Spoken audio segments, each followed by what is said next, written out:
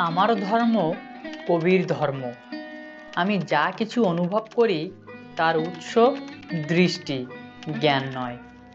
পরিষ্কার করে বলতে গেলে এ কথা স্বীকার করতেই হয়, অমঙ্গল অথবা মৃত্যুর পর কি হয় সে সম্পর্কে কোনো সন্তোষজনক উত্তর আমি কখনো দিতে পারবো না। তবে আমি নিশ্চিত এমন এক মুহূর্ত আমার নিজের অভিজ্ঞতায় আসবে যখন আমার আত্মা অসীমকে স্পর্শ করবে এবং এর দ্বারা অনন্ত চেতনার অধিকারী হয়ে আলোকিত হবে।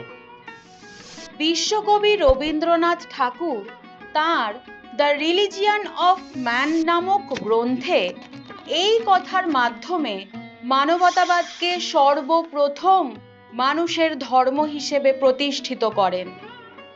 ভারতীয় দর্শনে ধর্ম, অর্থ, কাম ও মোক্ষ এই চারটি পুরুষার্থের উল্লেখ পাওয়া যায়। পুরুষার্থ হলো তাই যাকে কাম্য বা অভীষ্ট বলে মনে করে মানুষ প্রার্থনা করে। রবীন্দ্রনাথ ঠাকুর ধর্ম নামক পুরুষার্থ বিষয়ে কি বলেছেন তা এই ক্লাসের আলোচনার বিষয়।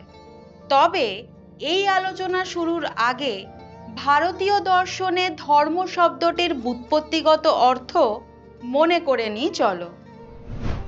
ধর্ম শব্দটির উৎপত্তি হয়েছে ধৃ ধাতুর সঙ্গে মন প্রত্যয় যোগ করে। ধৃ ধাতুর অর্থ হলো ধারণ করা।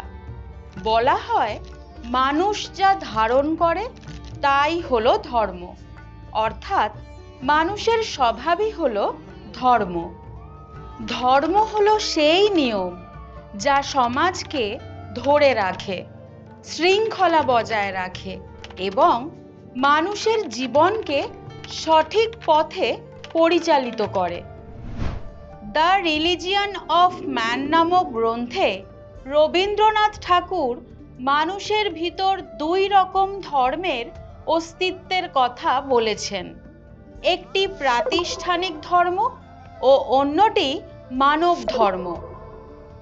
তিনি বলেন, যে কোনো প্রকার সাম্প্রদায়িক ধর্মই হলো প্রাতিষ্ঠানিক ধর্ম, আর জাতি, ধর্ম, বর্ণ নির্বিশেষে সকল মানুষের প্রতি ভালোবাসা ও সহানুভূতি প্রদর্শন করাই হলো মানব ধর্ম।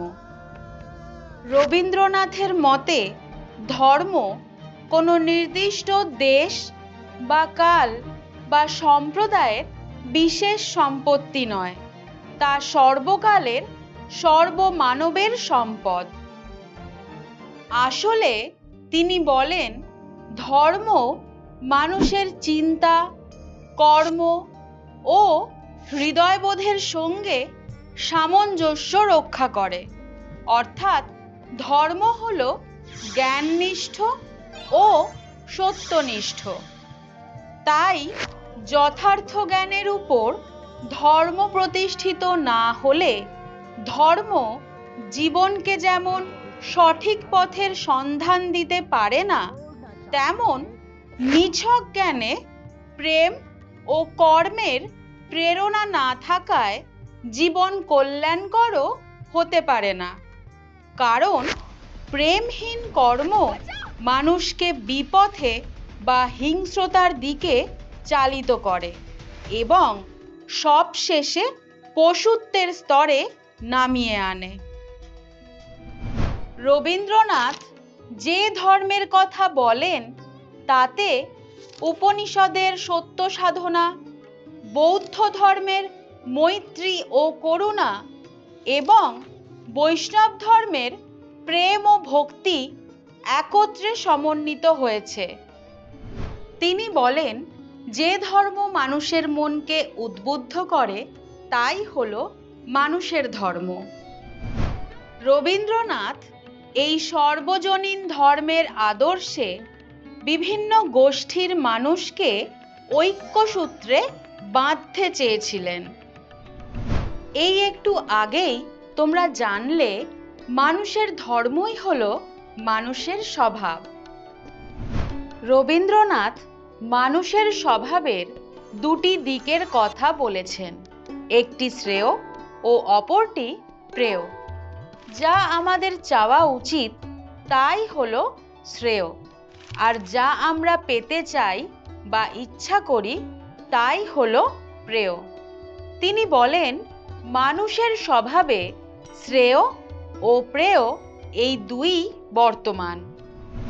রবীন্দ্রনাথের মতে মানুষের জীবনে অনেক প্রকার চাহিদা বা ইচ্ছা থাকে, কিন্তু সকল চাহিদা বা ইচ্ছা যে তার অনুকূল হয় এমনটা নয়।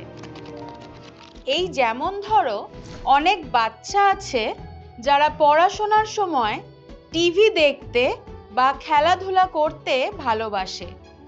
এখানে এই সব কিছুই তাদের কাছে প্রেয়, কিন্তু জীবনের উন্নতির জন্য বা মানুষের মতো মানুষ হওয়ার জন্য পড়াশোনা আবশ্যক।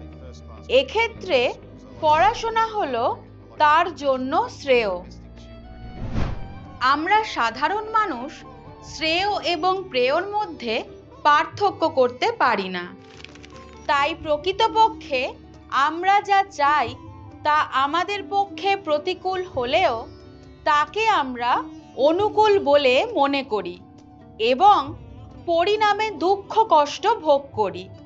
কিন্তু যারা প্রজ্ঞাবান ব্যক্তি বা জ্ঞানী, তারা শ্রেয় ও প্রেয়র মধ্যে ভেদ করতে পারেন। তবে যে মানুষ শ্রেয় গ্রহণ করে সে মানুষ যে ধনী হয় বা বলবান হয় এমনটা নয়। বলাই বাহুল্য, জীবনে শ্রেয়কে গ্রহণ করলে মানুষ সাধু হয়। তাই রবীন্দ্রনাথ বলেছেন, মনুষ্য ধর্মের উপলব্ধি হলো সাধুতা। অন্যদিকে প্রেয়কে অবলম্বন করলে মানুষ তার মানব ধর্ম থেকে বিচ্যুত হয়। সুতরাং রবীন্দ্রনাথের মানবতাবাদী দর্শনে মানুষের যাত্রা স্থির হয় প্রেয় থেকে শ্রেয়র দিকে।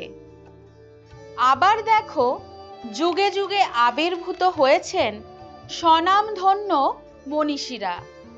তারা মানব সেবার বিচিত্র পথের কথা ব্যক্ত করেছেন।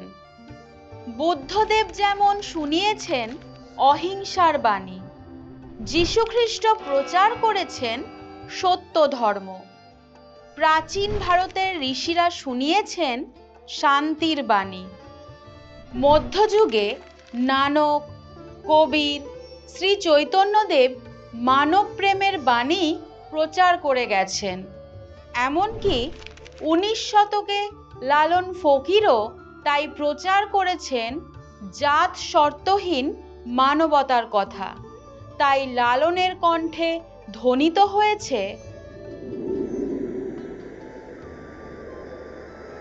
জগৎ বেড়ে জাতের কথা,